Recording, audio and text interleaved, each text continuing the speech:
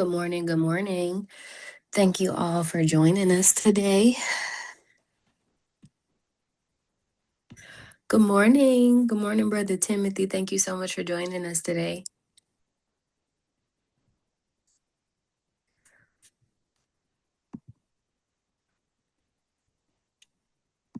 We will get started in a few minutes. Just going to give people some time to join in, get settled in.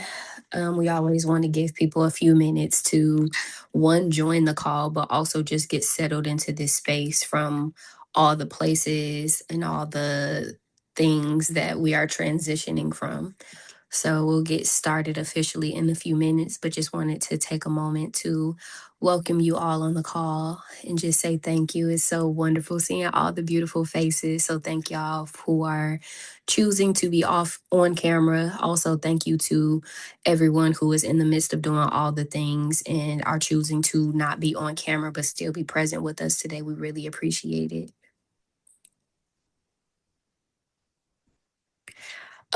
Just to give y'all a heads up, we will be doing a live Q&A session today. If you were not able to send in any questions that you would have liked to ask, please feel free to drop any questions or curiosities that you have in the chat, and we'll be keeping an eye on those from our ends, and we will do our best to make sure that all the answers to your questions get addressed today. So just wanted to throw that tidbit out there as people are settling in, getting adjusted to being with us today. Please feel free, if this is your first time on the call or your first time in a long time, and you want to drop a hootie hoo in the chat or come off mute and say good morning or just introduce yourself, you are more than welcome to do so. No pressure. Just want to also give people an opportunity to kind of come into this space however they feel the need to. As we take a few minutes to join the call, just want to give people an opportunity to take a few deep breaths if you need to. We don't know what people's mornings have been an experience of, and so we just want to honor all the options and the possibilities of how people are transitioning into this space with us.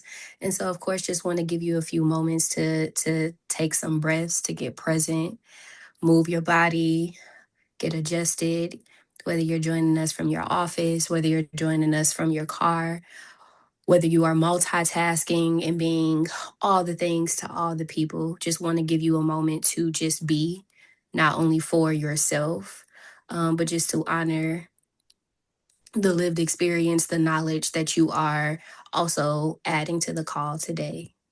So just thank yourself for being with us today, and we thank you for being with us today as well.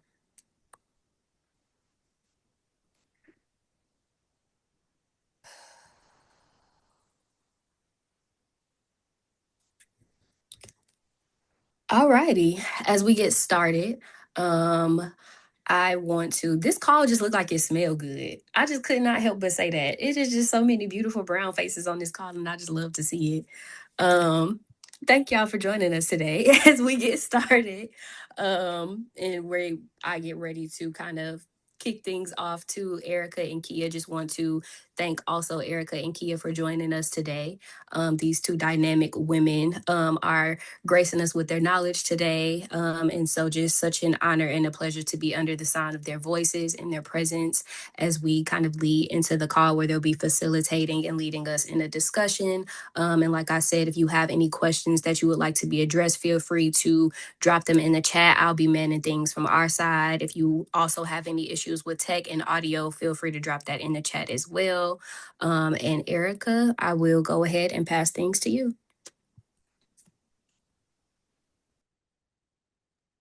Yeah. There it is. Gotta love technology. Everybody can hear me okay? Can y'all hear me? I got thumbs up. I got a few thumbs up. Koima, can you hear me? Okay, Y'all Timothy gave sound me great. okay. All right. I was looking Yes. for you. I was looking for your face to facial expression to change. Good morning, everyone. I'm so glad to see so many names and faces, both familiar and some folks who are joining us again for the first time. Some folks have spun the block with us today, so it's so good to be with everyone. Yeah, this is quickly becoming, I think, my favorite opportunity to engage in real and relevant in meaningful ways. It is something sacred for us to bring and have folks in the actual village house. It is another thing when we make sure that we're including you all in our Q&A, because we know that the folks that we invite for these segments, these Ask Me segments, are walking alongside some really tough community and complex community issues that the folks who come and join us during these segments are amplifying voices in unique ways, and I think in intersecting ways. And then I think the cherry on top this month, my good sister, is that August is a dear month for both of us. Yes. We are on different sides of the line, but still share birthdays in August. And August is also Black Philanthropy Month. Yes. And so amongst just like the blackness of August. Yeah. Right.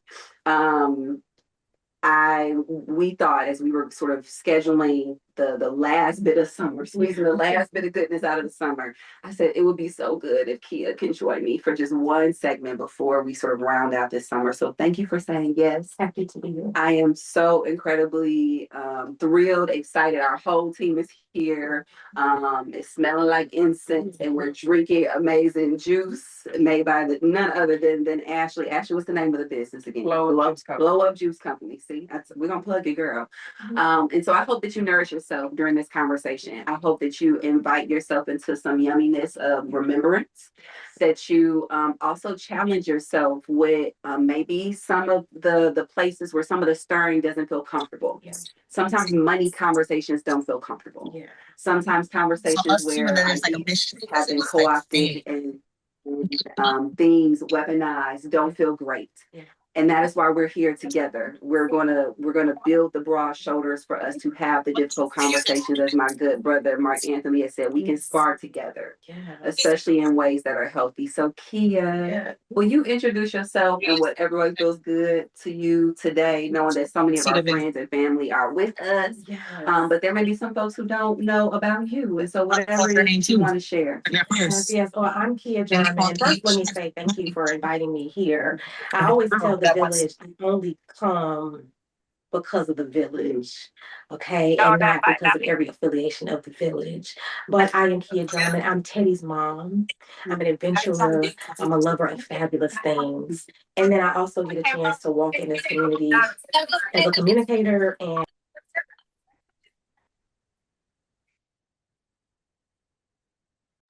making sure that wonderful people like you leading organizations get access to those processes and don't get left out. Mm-hmm. And I'm grateful always for the village for giving me space to be able to do that. Yeah, well, thank you, Kia. I think the first question that I said I was going to ask was about how you're arriving today. Yeah. And I'm also going to move this so that we don't keep looking here because that's the rule. Okay. There it is. I called it for both of us. Don't worry. So, actually, I'm just looking at myself. And we were checking each other out as the camera to make sure. Look where they're supposed to look, okay? How are you arriving today? Oh, I'm in peace. I get to walk every day doing what I am ordained and called to do, which is model freedom. Ooh, which leads me to my next question. Sort of what's sitting with you today? Has there been something that, I don't know whether it's on the news or even in your personal journey you shared that you sort of got bamboozled into a whole class? Yeah. So what's sitting with you? Yeah, oh, and you're talking about the sewing class. So I will shout that out because I do believe we have a gym in our city at the Magruder Center through Catholic Charities, the Sewing Training Academy. And baby, I thought I was just gonna learn how to hem something more but I'm in a full master's course. And it's, the value of being with Miss Sandra Carr every Monday for 6 weeks has been a blessing because it requires me to sit with myself. Mm-hmm. It requires me to push when you've been a person who excels. I mean, I am an August Leo. Okay. Absolutely. I accept. Okay. 100%. I thrive. All of my friends are dry. Also, this class is like, okay, girl, yeah, you're gonna thrive at this too, but it's gonna take you something. And so it requires us to call ourselves to the carpet. So I'm grateful for that. Yeah. So it's been good. But I'm coming into the space, and what's sitting with me is I'll go back to rebellious joy. I really claimed and reclaimed that during COVID, because what I was finding was that many of us were not operating at our highest capacity, of course, because we're in the middle of a global pandemic with people who don't take it seriously. And our children, our families are perishing. And so for me, it was going out in the outside, taking my shoes off, just dancing in the rain or walking around. And rebellious joy is not always smiling. It's holding space. And so it was about finding the way to hold space. So I do that. I hold a lot of space for myself and my son, who's 12, and I hold a lot of space for my people. And I'll always do that. Yeah. I feel that. I was gonna say we feel that, but I feel that. I feel that when you walk into a room. I feel that when you are behind me in a row, and I knew you were there, but I didn't know you were there, but I could feel you were there. I also feel it in the way that you bring Teddy with you into every space, and that you invite us to pause and to think in ways that carry a heaviness that doesn't have to be a burden. Come on, say that. Yeah. But it can still be our truth. Yeah. Right. And I think that's been one of the key, I will say that's been one of the blessings of being in shared space with you in this season. Yes. There's been a lot of heaviness in a lot of spaces that we didn't met in the hallway. Yes. I'm like, okay, let's talk, and then we just blink at each other. That's it. Right. And we keep it moving. Because we understand that there is a responsibility. Absolutely. That I think we are uniquely positioned in some ways, right, to make and to call forth. And so one of those responsibilities has been around the narrative, the truth of Black philanthropy specifically. Okay. But because I want to make sure that all of us are invited on this journey collectively with the same information, will you tell us just what is philanthropy? It is a word that I feel like I didn't hear until then I was hearing it, and then you can't stop hearing it. So what is philanthropy? Yeah, it's a buzzword for sure. And I had the great pleasure with the village to lead a class on the history and background of philanthropy. So I appreciate that. Just briefly, what I would say is the word philanthropy is based out of Greek language, philos, which means love, anthropos, which means humanity. So love of humanity, affection for your fellow neighbor, your beloved one. That's really what philanthropy is. What the challenge is that many of us are operating in charity, which is really I have something and I see someone needs something and I give them that thing. I feel that need. And that is helpful, except it keeps them right in the condition that they were in. So if I give you a food box, and let me be very clear, people need food boxes. Absolutely. But what we also need to is interrogate why we're sitting in the middle of North Nashville, and I've worked on food insecurity in North Nashville for several years. Why we have such a disparity in access to nutritious food in this community. So we got to ask that question, particularly with how wealthy we are as a society, because I know that there is a have and have not class of folk. But the reality is we're a pretty rich place, not just Nashville, but in the country. We could solve food inequity, but we choose not to because we would prefer our name to be on it versus to say, I don't care about my name being on it. I want people to be better. I want people to be well. And so philanthropy really in a global sense is about moving people out of their condition and really loving on each other in a beautiful way. Black folks love each other. When you become decolonized, you'll love each other even more. And I say that because we can sometimes be our worst enemy. We know that, but we absolutely have it in us.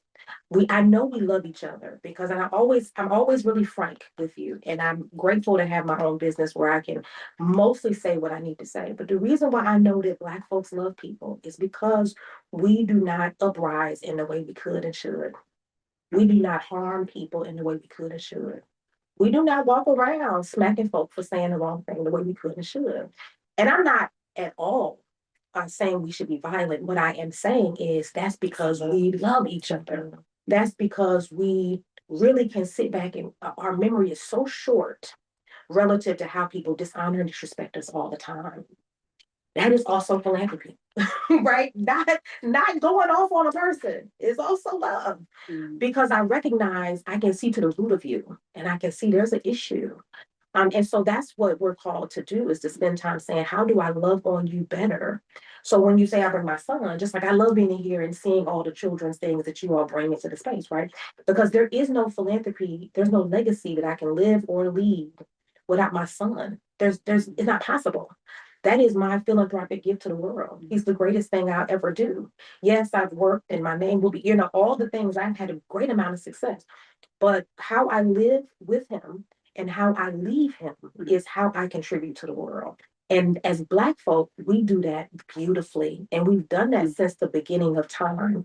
This is not a post enslavement thing. We did it before we came to this country. We did it as we were dropped off at other countries. And we will continue to do that even as we move out of this country, if you decide to do that, because it is embedded in who we are tribally, communally, as people. I feel that there is I want to have sort of the academic, philosophical conversation around the genealogy sort of philanthropy, right? Sure. And then what you do beautifully is in weave in what is the narrative of our culture, what is the narrative of our people along the way. Can you give us just a few? And I'm asking you to abridge an entire 4-hour conversation. Yes. But that charity versus philanthropy, but really what's been sort of this arc of history, and how what have been maybe important reminders for us culturally along the way. When I think about, and even in my research, because I always call myself a lowercase h historian, and I have to spend time in history. When I think about where philanthropy even starts for us as a people, and then how we got here, the question sometimes around charity is, who will help us? And that really is how we're treated. Who's going to help us? I need a handout. That's not where we start as a conversation. Where we start is, how do I govern what I have power over? And so we start to think about, from a historical perspective, it wasn't because there was a one-sided conversation. It was always reciprocal. It is, I'll give it to you in very modern terms, because this is what makes more sense in my mind at this sitting here moment. If one of the organizations is on here, which I call community-based philanthropist, one of the leaders on here, you do something amazing and impactful, as I know you do, in the community. That person then has a responsibility to come back and do the same for someone else.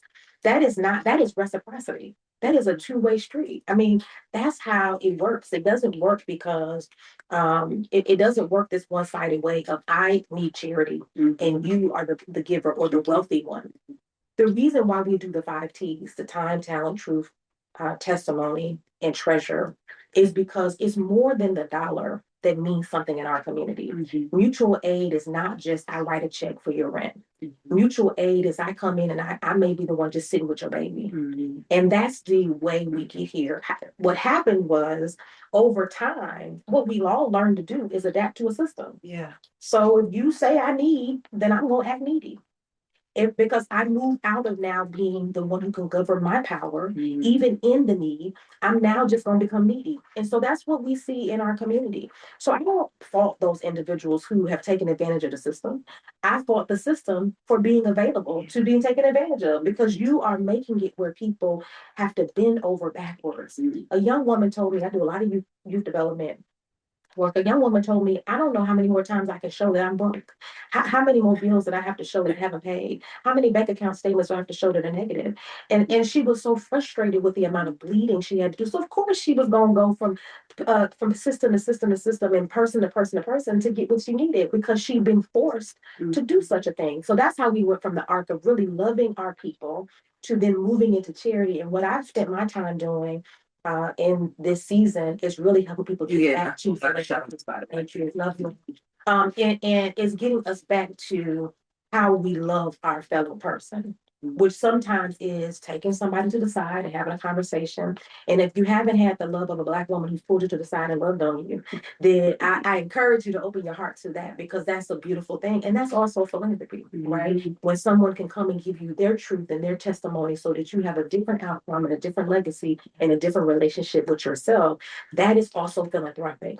The idea that I have to open my checkbook is one aspect of how we give our time. And so I'm happy to share more about the 5 T's, but I wanted to just infuse that also into the art of how we got here. Centoria, who I know is not on because she texted me because she wanted to be on. So she texted and said, I'm not going to be on today.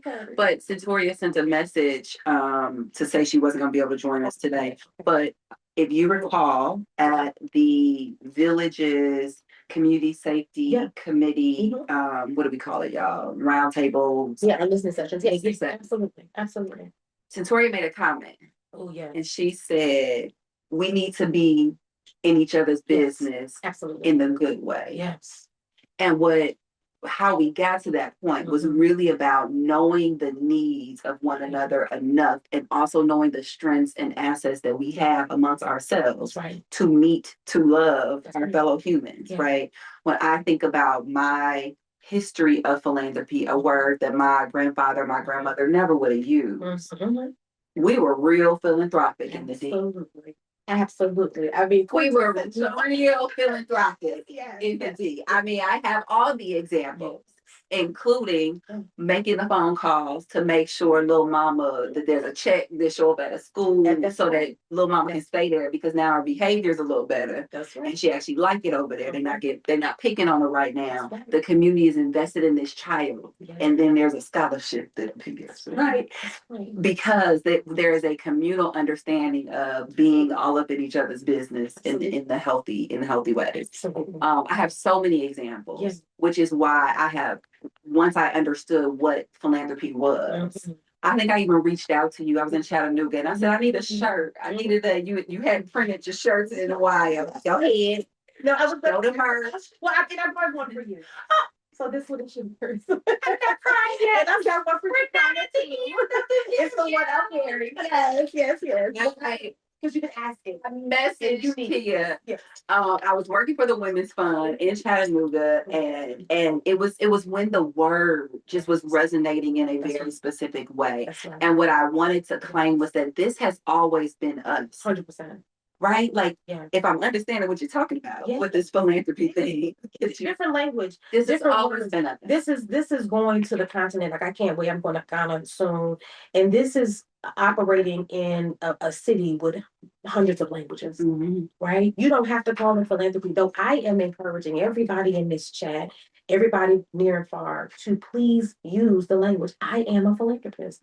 Because when you use it, it disrupts what people think about who you are. When you say, I give, it don't have the same impact. But when you can use every syllable and say, I am a philanthropist, and I'm even challenging churches, if you're a faith leader, please put it on your tithe and offering envelope. Why? Because where many of our beginnings, not all of us, but many of our beginnings was in church.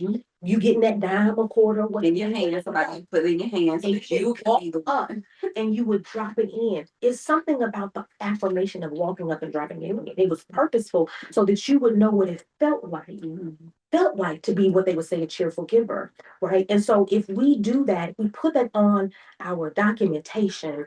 If you call the folks that you work with young philanthropists, the volunteers who come in, so when they put on their resume, they say, I'm a philanthropic advisor, or I'm a philanthropic volunteer, or then that changes. When we change the language of I'm a mentor or a volunteer to philanthropy, then it changes the way that you operate in the space. And so then people have to ask questions. How we've been weaponized as people is the use of language. We weaponize language. So that's why we use Ubuntu, and that's why we use community-led, and that's why we use community-driven. That is our language. It belongs to Black folk. Lived experience, all of that is our language, and not more importantly, our practice. So I'm going to adopt the language of what I understand, which is I understand philanthropy. And that means either you're going to start saying for real who you are, or you're going to elevate to where I am. So you're going to have to say now, I just want my name on the building.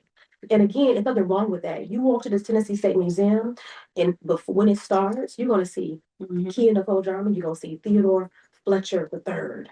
Why? Because it's important to me that when he walks in that space that was built so fast, because I was on the board of the farmers market when it was built so fast, and we couldn't get the National Museum of African American Music built in that type of time, who was also a former client, but we couldn't. I wanted to make sure when we walk in, you see our name and you see what we claim and you see what we do. And maybe you'll look at something and you'll start to learn more about why this is so important to us. I want to stay there. I want to talk about the power that exists in sort of amplifying our collective sort of philanthropic power, right? What you just gave a very specific example. I know that you would say like that's something that you understanding that there is also a paralleling narrative that was happening in our community, right? Absolutely. Enough that it holds another different weight. Talk to us more about the ways in which the power of our philanthropy has been diminished, or maybe we need some remembering. Help us remember ourselves against some of our philanthropic power. Yeah. I mean, when I go as a professional speaker, when I go to places, I remind them that the land that you're sitting, acclimated on, belong to some other people. And when we don't acknowledge that, then the soil will come up and get you. So what happens is when we forget who we are, we forget that interstates, byways, highways, buildings were built with the hands of Black folks. And so when we talk about remembering or where we've been diminished, it is that I'll give a very clear example. When the Community Foundation of Middle Tennessee was about to open its new location off Belmont Boulevard, before it was even built, I said specifically, I need a room that is called Give Black, Give Back, which was the fund and also initiative that we had, Lisa Swift Young and I, with the under the relationship of Audra Cox, who's a former employee there. I said, we have to have a room because I want people when they walk in to say, I want the Give Black room. Well, I took the Give Black room, right? I needed them to say, and I wanted it to be a space. That's why the blessing, see, nobody really understands the blessing of being in this space because it was ordained, because this space is the same type of space that I was asking for there, which was I want it to be a place where Black nonprofit leaders can come and build up their capacity and build up their unction, who they are as people, and build up their authority in our city. And I want it to happen in this place because on this land, which I know because I went to Belmont University as a graduate and graduated, and I wanted to make sure that people knew who this land extended from. Okay, so I wanted to make sure, and then that didn't happen. And then I said, when we have another Black Philanthropy Month, I need, when we open the building, for there to be an honoring of the room in the name of a Black philanthropist woman. And that didn't happen. And so my frustration, because I'm going to live in it, I told them I would just go where spirit lets me go. Yes, you do. The frustration for me is that this is how we are not able to take up land that we formerly walked and nurtured and loved on and raised our children with and oriented ourselves to and made it better, right? Better. You're talking about grass is growing, flourishing, but we can't be in the spaces. When I work on developments with the city of Nashville and with large infrastructure, I say, if the building that we're building doesn't allow for people to come in it who formerly lived here or formerly worked here, I don't want to do it. Because to me, it's a dishonoring of my people to make a space beautiful that they can't even participate in. So that's how we have forgotten who we are. Because as people, we have always had things. I want to be real clear with you. I don't walk around as this person in 2026 as even a current reflection of who I am. I am the reflection of who I've always been in generations in the past. We always come like this. We always come excellent. And it's not just because it turned into we had to come looking nice because we had to go to the doctor's office and they had to believe us. No, but before that, when we were the doctors and we believed each other, we always came royally. We always came. So I want you to remember that part, that nothing about you is less than. And I'll say this here maybe, and just pause to give Erica back the floor. I heard the prophet David Banner, who we see in frolic across the stage these days, which is my favorite. Okay, Which is called hair. but I'm telling you, I'm into it. Okay, years ago he had a podcast, and he might still have it, but he was leading a podcast, and he said, "Humility is for slaves." And he wasn't saying this to dishonor the people, so don't ever quote that and think that's what he's doing. What he was saying was that was the place where they had to learn how to use their humility to survive. You don't have to do that. When you walk into spaces, that's why I walk in with the shirt that says philanthropist. That's why I walk in and say, how do I be better for the space? Because I know who I am, and I remind you of who you are, is that you come from people who built the ground you walk on, and you also should have access to that. I hope that answered some portion of the question. I just need to sit for a second. I just need to pause. Is there any questions from the audience? Yes. Yes.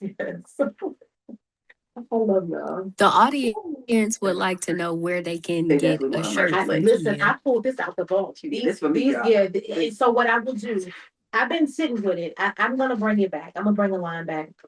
There's several folks across the country who have these shirts. Not many, it was a limited run, but I'll bring them back because I do want you all to wear the things, not just for me. Wear it because you believe it, like wear it because you really, because when our children, see, this is the best investment I can give you is my children. When our children say, what does that mean? Then you can give them the story. You don't have to just say the word. You can tell them how. You can say when it's important when you come in this space and you set the tone for people, this is how your philanthropy works. Mm-hmm. When they put their toys away, that is part of their testimony, right? They're going to tell that one day and say, I was at work with my mom and I was able to see people loved. Mm-hmm. I was able to walk into a space that felt like us. Mm-hmm. That is a part of their philanthropic story. Okay. It is not, that's again, time, talent, truth, treasure, and testimony. It is not just your treasure that shows up. It is the ability for you to tell the truth. We are sitting in a time, election season, where many of you all are having to tell the truth. And the truth doesn't have bias or unbiased. It just is. That's how history works. It's just information, and you do with it what you will. Your testimony is your ability to go to college and have those scholarships. I talked to Dr. Bernard Lafayette, who's going on to be an ancestor, who was of course, he was a part of the civil rights movement, but he was the president of American Baptist College. So years ago, I had to meet with some students at ABC, and we talked, and we were talking about, he said, my family filled up a suitcase of food. That's philanthropy. Mm-hmm. He was like, and I ate on that for weeks. Mm-hmm. That's how I was able to survive. Made all the way to Nashville on the bus. And then I was able to eat for weeks. That's the philanthropy that's shown up. When you start a business or a nonprofit and you make sure that people have something, even if it's not trackable, that's philanthropy. Okay. So that's a part of that testimony and that truth that we have. And then everybody I know who's Black has a talent. When you are giving, everybody I know got it. And I'll tell you how you really see this. If you get an opportunity to travel and you travel other places and you see people who look like you, no matter which country you're in, and they got something else besides the one thing that's in front of them. I got something over here, and I'm gonna sell this over here. We are talented people. And so I encourage you, as you are, when I tell nonprofit leaders this, I say, please give a receipt for your board of directors at the end of the year, because my time is always more than my treasure. I can make more money. I can sell vehicles. I can sell my house. I can sell clothes, which is also something I do. I could do anything to sell to get money, but my time, I never get that back. I can never get that back in this lifetime. I'm gonna come back again, but not in this lifetime. So I would rather you give me a receipt that says that my time was valuable, because in many cases it's more valuable than the money that I have.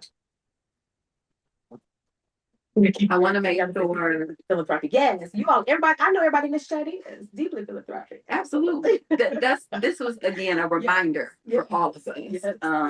Of how are we reclaiming this and reclaiming the narrative. And I want to get there in a bit, but I want to talk briefly about Black Philanthropy Month, Yes. like as an actual global acknowledgement and celebration. And while you're getting started, I'm gonna grab a book, Kia. So I want you to go ahead and check out. Yeah, what I love about Black Philanthropy Month is I can't recall the amount of years now, maybe 14 or 15 years that it's been going on, but it's a global movement to really sit in space with other Black folks around how our philanthropy shows up. And again, in all of those T's. I have had the great pleasure of being able to interview one of the co-founders, actually two of the co-founders of the Black Philanthropy movement. And it is global because it's across the diaspora. We don't do anything in isolation. Individualism is an American principle. It is not a Black African principle. We don't do that. And people will say all types of things. Don't let them confuse you. They will say things about how we have dishonored each other. Sure, you have too. We ain't talking about that. What we're talking about is how we spend as much time together as we do and how we love each other as much as we do. And we will always do that. And so this is a very global initiative to really, again, hold space for the many Black folks who are doing $11 billion of trackable giving. Mm-hmm. And I say trackable because you're not putting in your most of us are not putting in your ledger when you give in church, when you give to your children's gymnastic class or your friends' kids and they other kids and the mother kids. You're not when you feeding folks. You're not when you are showing up to the event, when you are posting a thing using your platform and leveraging your social media presence. You're not getting any receipt for that. You are doing it because it is a part of who you are ancestrally. And that's why I said when you decolonize, because it's important for all of us. That's a practice. That's not a destination. It's a practice of constantly interrogating, why do I use a colonial lens to think about this? Why do I compare my giving, my life, my love, my whatever to what other people are doing? No, when you sit in your own, then you realize how powerful you are. And this movement this month does that. The first time Nashville celebrated Black Philanthropy Month was in 2019. Which was through the Community Foundation of Middle Tennessee. Audra Cox led that initiative along with other staff members. And that's where Lisa Swift Young and I met each other. Mm-hmm. And from there, we spent several years building out and holding space for Give Black, Give Back, which was the initiative sitting at the Community Foundation. We were gifted a seed of funding so that it could be a funding circle. And we gave out money. And we talked with nonprofit leaders and we held space for understanding the racial wealth gap and how we get here. How many 200 and I think 11 years we are behind from a wealth perspective as Black people. And then we talked about the funds. There are, I think, about 100 funds or so, if I'm remembering correctly, housed at the Community Foundation that are Black led, and making sure that you know about them and making sure that more got interested. You wouldn't know some of this stuff because we're not anywhere to be found. You can't Google or search through their website and find Get Black, Get Back. But when we are dismissed in that way and disregarded, you forget the pickup of the story. So you forget how you even got to the village, or you forget how you get to the village house because there's no through line. And I really want us to do a through line better as a society, or hold people accountable to that through line. Yeah.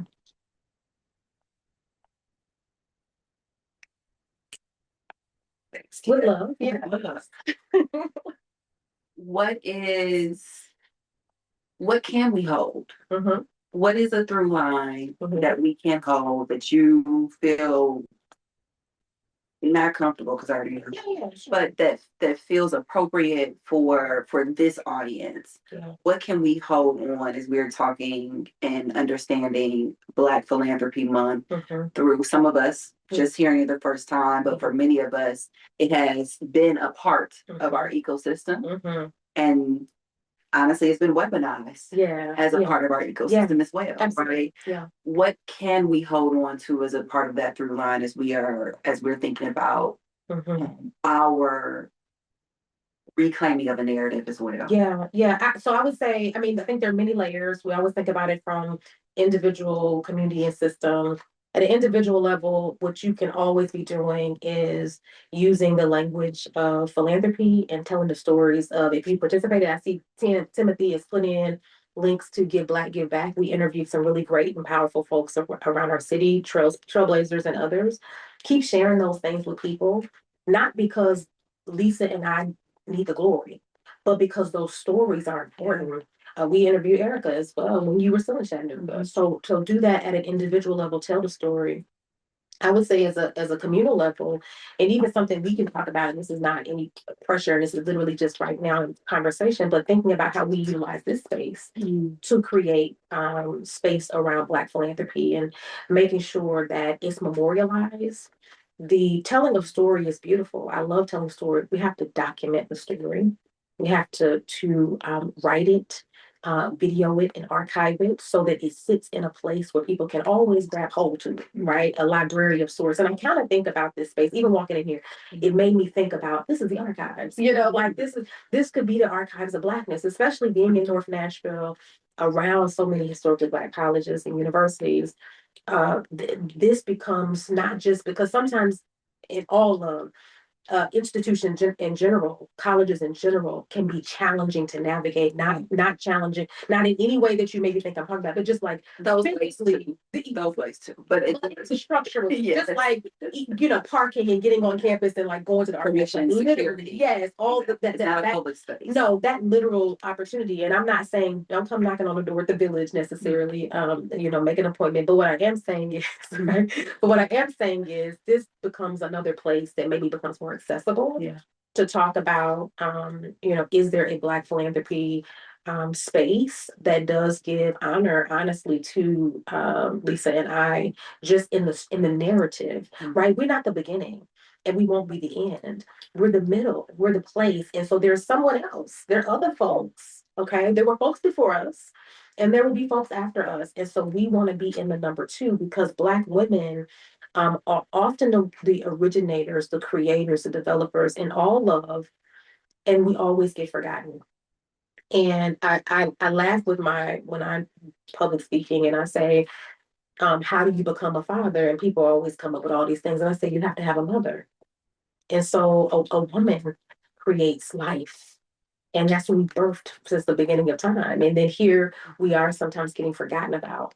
And so I don't want the narrative to be that, philanthropy, Black philanthropy in Nashville is led just by even the community foundation, or that white folks get to co-opt it, if I'm being honest with you, or get to speak on it. And if you are a white individual in this space and love Black people, I encourage you sometimes not to talk. It's okay. We would have events at the community foundation. It's okay for a Black philanthropy event just to have Black people on the lectern. It's okay for the agenda not to have anybody else, because then what it does is it allows the room to know that the voices are valued and doesn't need confirmation, doesn't need shared power. We need power. I don't necessarily need to share it. You already have it. I don't. So we don't need to necessarily share. I need it to be given and then sit there. And so I say that to say sometimes it's okay to just sit back and not be the voice that people are looking to, because that's how our work gets co-opted too. Is that who ends up on the agenda? Which I think is a transition. I'm gonna feel my way through this question. So, one, actually, before I go there, I'm talk about through lines. I gave you a copy of this book, right? Didn't I send you a copy of this book? You sure? I promise. You gave me the sword. Yeah, but I have a copy of this book, and literally, okay, yes, I will have it. Okay. This is mine. This is the copy that you thought you gave me. I think I ordered it, and maybe we just sent it somewhere and it didn't. It's yours. You have it. So, okay. The Legacy of Elder Jordan Sr. From Slavery to Philanthropy. I was in a fellowship, and if there are any philanthropic professionals out there, you know, of not just folks of color, but yes, we want the folks of color, Black folks especially there. But if you know someone that works in philanthropy who is oriented to the type of conversation that Kia and I are having today, send me a quick note. I would love to connect them with this amazing fellowship that I participated in. The cohort actually just extended their application deadline. You have to be connected to a foundation in some way. So it has to be a true not true. It has to be a philanthropic institution that you have to be connected to. Yeah. As a part of and it has an equity focus. That's why I said we should have more of an orientation to this. Yeah. And they've been feeling their way through this work. And eventually it became a little bit of a trauma tour, in my opinion, because we were hitting, but here's why. We talk about through lines, y'all, and I'll try to make this quick. When we sit and look at the histories of our cities, you can see Everyone. the footprints, the fingerprints, the smudges, right, of the history of philanthropy in cities. Our very first stop was, oh my goodness, y'all, where were we? Somewhere in Florida. I'm gonna find the city in the middle. It's not Jacksonville. But it's a city in Florida that essentially was built just for tourism, right? So they brought the folks in to work the land, right? So this other folks can be there, all the things. We followed this path. Things don't get booming like they think it's gonna get booming, right? But we know there are Black folks that are still there because generationally now we have created this city, the economy of this city. Well, the city goes bankrupt. Sure. City ain't got no money. You know who does have money? This Black man. You know where his money was not? In a bank. Come on. Because it couldn't be in the bank. Right. This man does St. Petersburg. He got St. Petersburg out of debt. He saved the city with his own money because the system hadn't allowed for his wealth to be accounted for with everyone else's, which kept it safe. And so from slavery to, he was the first philanthropist that they have on record because he actually bailed a city out with his own dollars. Now, his family has still not been repaid the city. And now they're suing them with interest in this good year of the 2026. Okay, that's what's happening.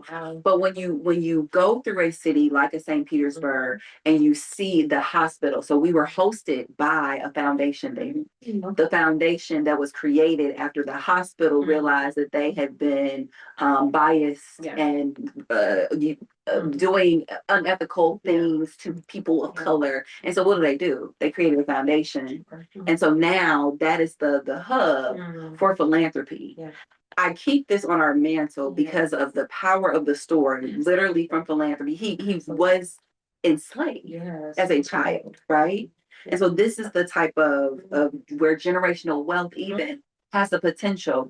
He went from enslaved to bailing a city out with the money that he kept in the bank because it couldn't go in the bank. And I'm learning about it through the lens and from the ivory tower of a foundation that was created to help better support the community that they exploited for years. That's the through line of philanthropy. Absolutely. Right? When in its capital P, as I call it. Oh yeah. And so then to transition us, what are the opportunities for us to reclaim not only the narrative of philanthropy, but the work? You told me every single time that you came, I think it was twice. So anything I invited you to a community foundation out loud, I am only here because the village invited me. You were very clear about harm.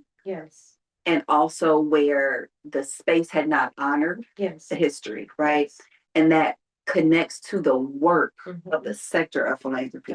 I think we've heard in the last 40 or so minutes a number of nuggets that we can use to help reclaim the narrative of it.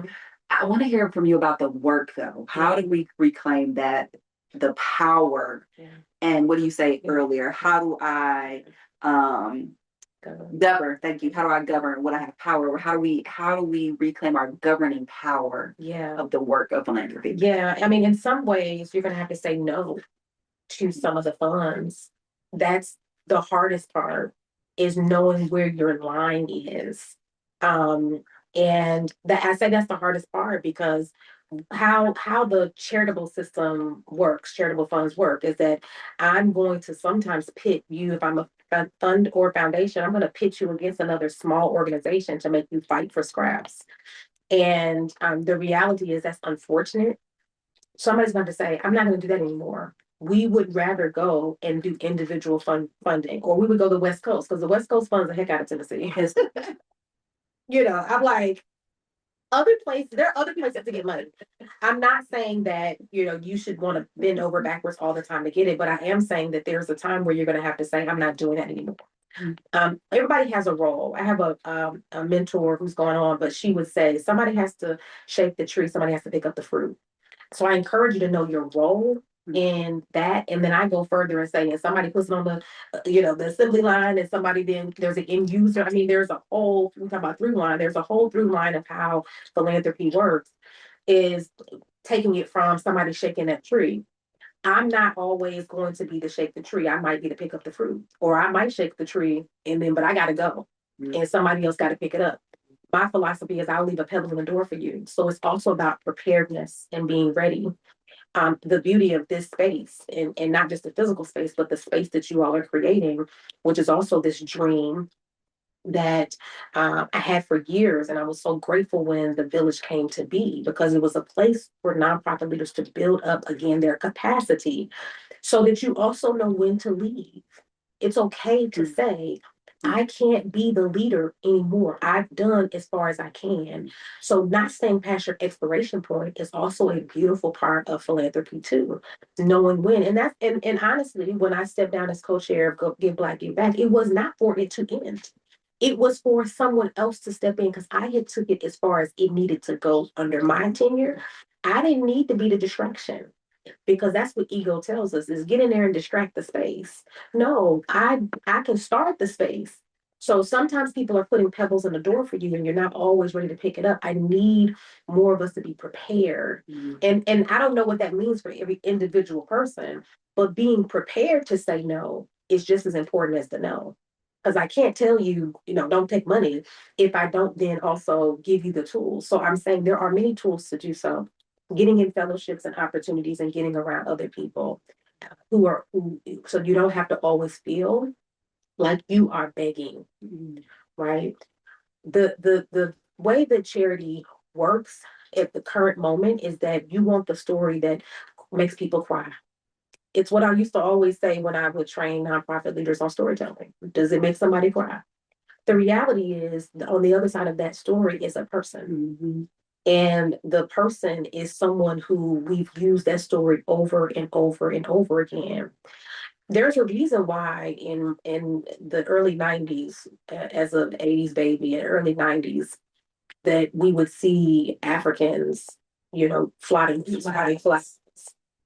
I never saw that. And I've been to multiple countries in Africa. And I'm not saying I've been to every place, and I'm not saying it doesn't exist. What I'm saying is that every narrative has a counter. And so I'm encouraging you to find places where people accept the story of joy, and they understand the story of impact to be that a family is doing well, and not just that they still need us after X amount of years.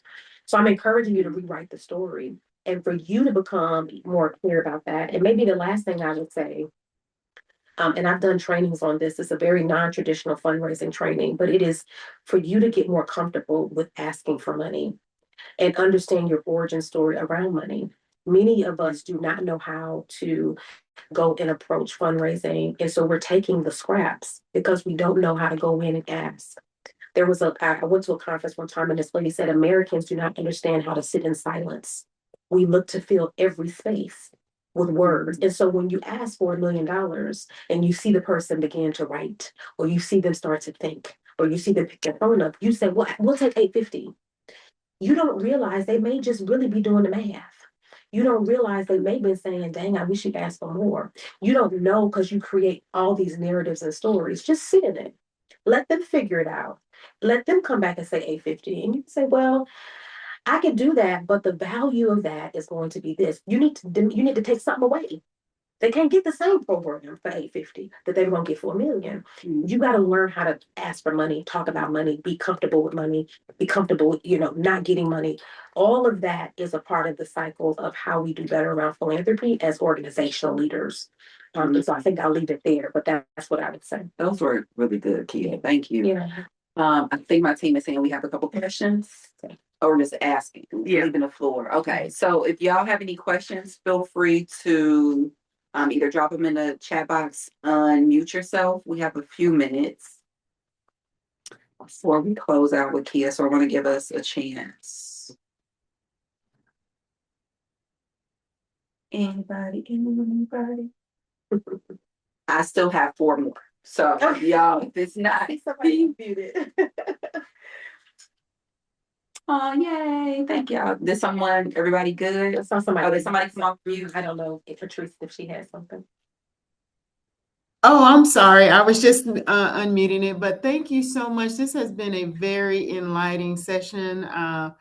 Everything that you have said is very much on point. I am so grateful to be a part of the village and to get this knowledge. I'm not philanthropic so much, but what I am on is a journey and a quest to learn everything there is about my African history.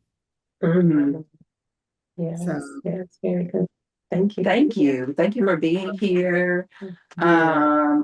I'm going to, okay, I'm gonna if you do have a question, raise your hand or take yourself off mute. If not, and I'll try to circle back to you, okay, y'all? But I want to give you a chance to talk a little bit or even more if you want to about legacy, just because I know how you move through the world. And so if there's anything explicitly you would like to say or share with us there, and then I got a question about joy. Okay, we'll close at joy. So yeah, I mean, the legacy perspective, I encourage each of you to write down how you want your legacy to live out. I used to do this exercise years ago as a storyteller around what you want to be on your headstone. And it's not going to be how many hours you worked a day. It's not going to be how many rooms you cleaned up after your children or your family. It's not going to be all of that. It's going to really be the impact that you made in this world. And so I'm encouraging you to think about what impact you want to have if you don't already have one or you don't see it as one, and really sit with that for about 6 months. I say 6 months because sometimes we need time to think about who we are and then or time to think about who we want to be. Where do you want to go and grow?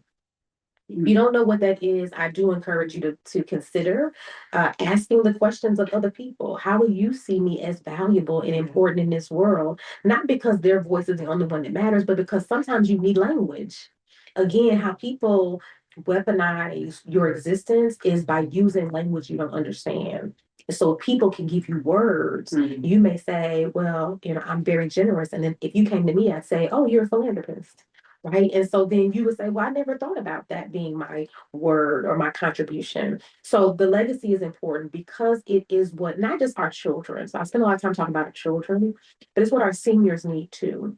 A lot of time elders will come to me and say they appreciate me in the space because they have forgotten some of their own orientation to life because the life be life in. And I'm like, and they're like, yeah, I've been giving all my life. I've been serving in this way. I've been a part of the organizations. I've been doing so forth. And so you have to also understand you're being a model, not just for the youngers, but for the olders too. I appreciate, yes, go ahead and drop all y'all's flyers in the Carly's we'll scroll back, you can see it. I have been collecting and writing down some of my rememberings from little, right? So Mr. Johnson had a stroke, and my grandmother then told his grandkids to come down in the morning. So then we all ate breakfast together while he was recovering, right? My mother didn't really talk about where her dollars went, but I remember seeing an envelope from a Hope Clinic, and I asked her about it, and she said, well, I give money because there are women who need services that don't have access to services. And these are these like small little nuggets, and I've been making it a point to when they come up or when I have to collect them for those remembering. I want to close here. You talked a lot about liberation. I think one of the questions I had was how are you embodying or embracing liberation? So if there's one you want to throw in there, but then I also want to ask, what's bringing you joy? How are you pursuing that rebellious joy that you started us off with today? Yeah, I mean, I will just tie it together. I mean, my liberation is joy, but also freedom, and I use that word very intentionally. I am joyful because I get a chance literally to walk my own path, do my own thing, go where I want to go or not, and be where I want to be, right? I get the chance to choose.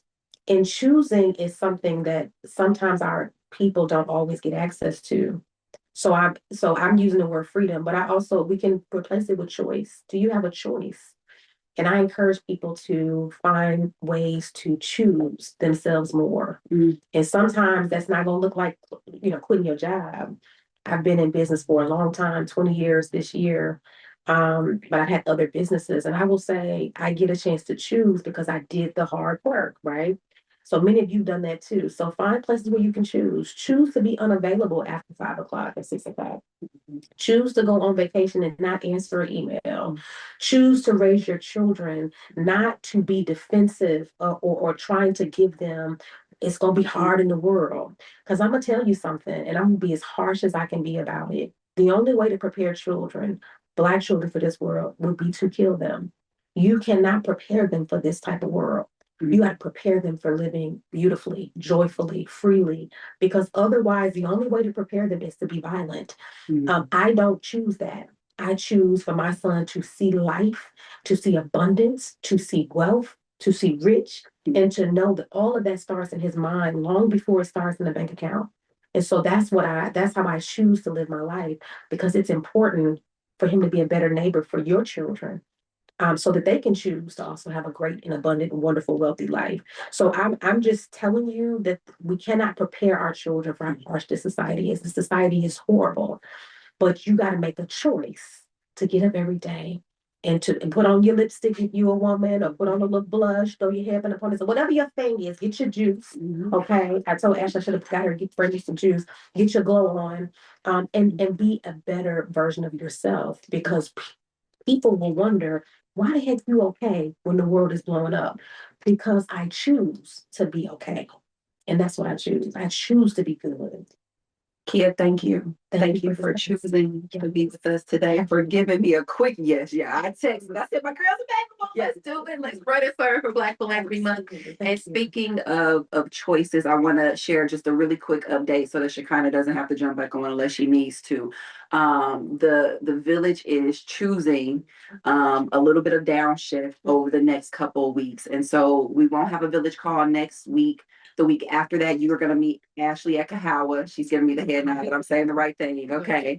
And then we're hearing from the mayor's office around the budget. I can't think of what's happening the week after that. I think one of our village members is going to be joining us. And so we have a full slate ahead, y'all. But what you can expect is some new material, some content. Our team has been in a bag. We could not wait to share some information as we create space for our own sacredness, for our own pausing to make sure that we are moving in the direction that this amazing body needs from us, but also to give our team a little bit of time to heal, to restore, to rev up. So that we can be exactly who we need to be in this space. We know that in order to do this work and to feel different doing it, we have to model it. And so part of that modeling is saying we can't be everything to everyone, but we can honor the cycles of the season. And so we're looking forward to sharing some new content, to learning across some healing, some collaboration, some leadership, some liberation with you all over the next several weeks. So Kia's information is everywhere, everywhere. So please reach out, get connected. There's so many business ventures, including what's the name of the business that you and your son, your Drapes and Jewels. Drapes and Selling, Jewels. styling, and sourcing. Yes. We have all the life to live. Yes. All the life to live. Thank y'all for being with us. Shekinah, you need anything? No, y'all did amazing. That was a beautiful closeout. Y'all, we can't wait to see you at Kahawa in a couple of weeks, and we cannot wait for you to interact with our content that'll be coming out here soon. You know how to find us. Be well and take real good care of yourself. Peace, y'all.